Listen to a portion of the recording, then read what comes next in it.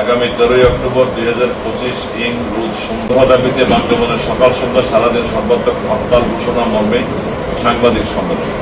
অসহায় পিছিয়ে পড়া নিরীহ নিপীড়িত ও সাংবিধানিক অধিকার বঞ্চিত জনতার পক্ষ থেকে আপনাদেরকে জানাই সংগ্রামী শুভেচ্ছা ও অভিনন্দন। শিকার এবং সাংবিধানিক অধিকার থেকে বঞ্চিত, তাই আমাদের সাংবিধানিক ও ন্যায্য অধিকার আদায়ের লক্ষ্যে 8 দফা দাবিতে আগামী 13 অক্টোবর 2025 রোজ সোমবার পার্বত্যগ্রাম নাগরিক পরিষদ ও সর্বস্তরের জনগণের পক্ষ থেকে বান্দরবানে সকাল সন্ধ্যা সর্বাত্মক হরতাল আহ্বান করছে।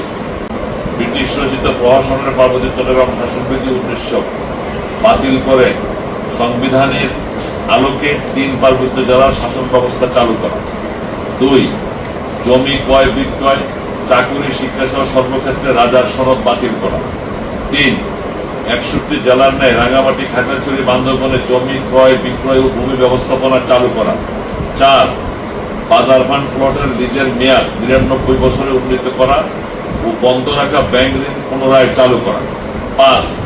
উন্নয়নের স্বার্থে ও কর্মসংস্থান সৃষ্টির লক্ষ্যে বান্দরবান সহ 3 পার্বত্য জেলায় পরিবেশ বান্ধব ইটের ভাটা সহ কলকারখানা ও ইন্ডাস্ট্রি চালু করা।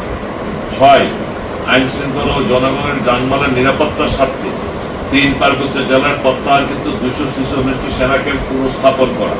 7. অবৈধ অস্ত্র উদ্ধার করে চাঁদাবাজি, গুম, খুন, ধর্ষণ বন্ধ করে সন্ত্রাসীদের গ্রেপ্তার করে 3 পার্বত্য জেলায় স্থায়ী শান্তি প্রতিষ্ঠা করা। 8. শিক্ষা, স্বাস্থ্য, ব্যবসা, চাকুরি সহ সকল ক্ষেত্রে বৈষম্য দূর করে সমান অধিকার প্রদান ও ন্যায় বিচার প্রতিষ্ঠা করা। কেন্দ্রীয় কার্যালয়। ধন্যবাদ। পরীক্ষার হল এবং পরীক্ষার্থীরা হরতালের আওতামুক্ত থাকবে। মূল বিষয়টা হচ্ছে যানবাহন বন্ধ থাকবে।